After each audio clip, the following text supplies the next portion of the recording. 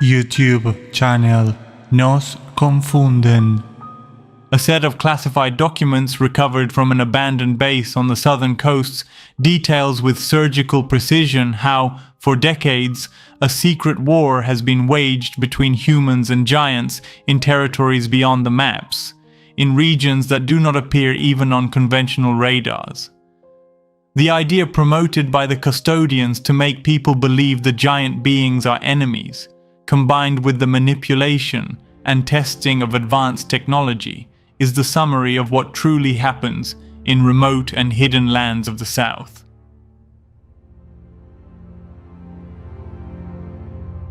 The conflict, far from serving political or defensive interests, is part of an elaborate psychological, social, and military manipulation program designed by the Custodians.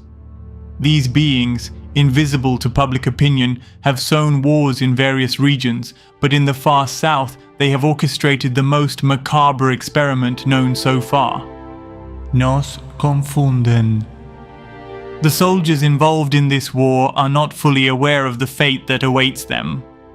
Gathered under false pretenses, such as logistical operations to supply scientists in Antarctic weather stations, they are boarded onto unmarked ships and transported for hours until all points of reference are lost. The terrain where they are finally dropped does not match any known nautical chart. Some describe it as an island. Others claim to have descended through a gigantic crack in the ice, most being flown in by dark, insignialess helicopters. No one is sure.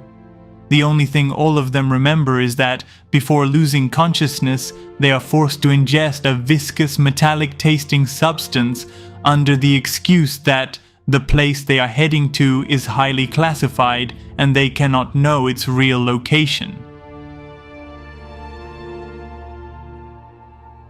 Upon awakening, they are already in a war zone. There is no clear command, no precise instructions.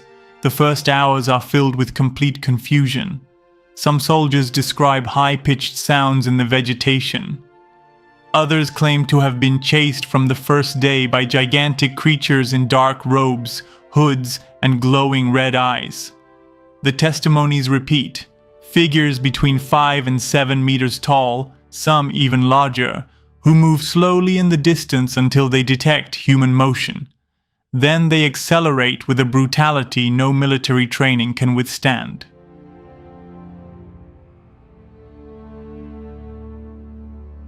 Traditional weapons are nearly useless. Some soldiers claim that only certain types of ammunition, mysteriously delivered from floating boxes, have any effect on these creatures. These boxes appear at dawn. Some are wrapped in black cloth, others marked with codes in unknown languages. Inside are weapons more advanced than any the soldiers have ever seen. Magnetic pulse rifles, spherical projectiles that emit sonic frequencies, and extremely sharp metallic blades. The boxes also contain printed documents with name lists, satellite images of sectors of the island, and a recurring handwritten message. Freedom is triggered by eliminating the 7 guardians. The guardians are said to be 7 specific giants, each with distinct physical and behavioral traits. Some are more aggressive, others more elusive.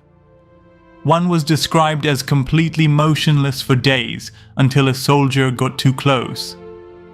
Another was seen surrounded by trees that seemed to follow it as it moved. Most soldiers who faced these beings did not survive.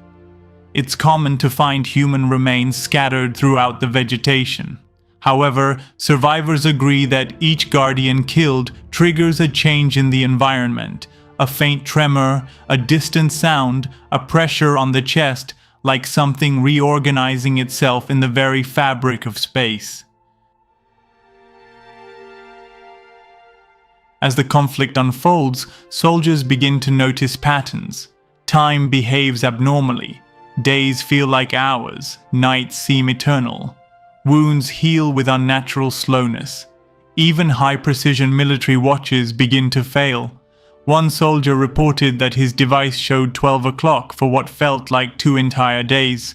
Another claimed to witness 3 different sunrises in a single night, and the vision of 2 different suns, one with a completely reddish hue. The giants, for their part, do not act like a savage horde. Their behavior, though hostile, follows an unknown logic. They do not attack indiscriminately. Some keep watch from high grounds, others observe from caves or snowy peaks. Some believe they are not native to the area, but prisoners placed there by the custodians to serve as living obstacles in the experiment. Several witnesses suggest that their bodies are modified, reinforced tissue, eyes that resemble cameras, and scars on their arms that match surgical interventions. Most likely due to their location, they are ancient Patagonian giants, captured by the custodians and subjected to genetic alterations in hidden laboratories. Some erased chronicles from the 18th century already spoke of colossal beings mysteriously vanished in this region just before the first reset of 1728. The soldiers do not only face these creatures but also other humans. Some groups begin to fragment. Internal tensions rise when they discover that some receive different orders or hold contradictory information about the mission. One soldier reported that a rival group tried to hijack their supplies and killed 2 comrades in the process.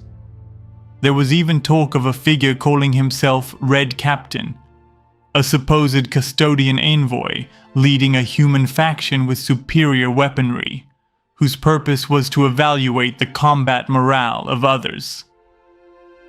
The darkest point of this conflict is the direct intervention of the custodians.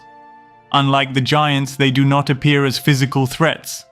They are seen atop ridges, observing through opaque lenses, unmoving and silent. Sometimes they approach a group at night and silently encircle them. Some soldiers disappear after these encounters. Others return emotionally disconnected, as if they had been reprogrammed. One of the most chilling scenes captured in audio by a soldier involves a custodian speaking in an unknown language. The audio reveals rhythmic, almost hypnotic sound patterns, ending in a sharp scream followed by absolute silence. The next morning, the soldier was found dead, with a serene expression and completely white eyes. As the war progresses, the survivors begin to understand that there is no escape. The message of "kill the 7" becomes a trap. With every giant killed, the conditions worsen. The vegetation turns toxic. The atmosphere thickens. The shadows stretch longer. One field report concludes with the phrase, "Each victory is a calculated loss." This is not a conflict. It's a selective purge. Manipulation in this war goes beyond combat.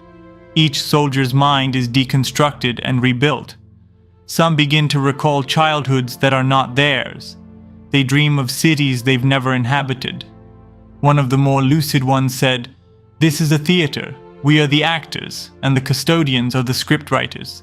Every bullet fired was written before we arrived."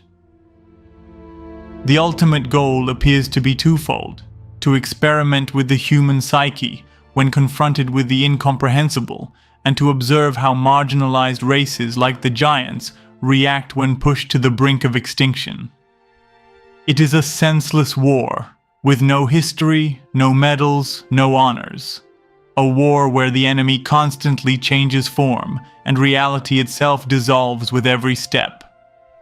Many of these documents were found in mobile underground and underwater custodian bases prior to the Great War of 1728.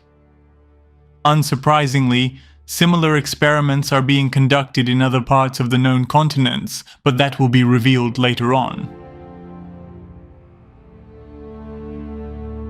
YouTube channel Nos Confunden.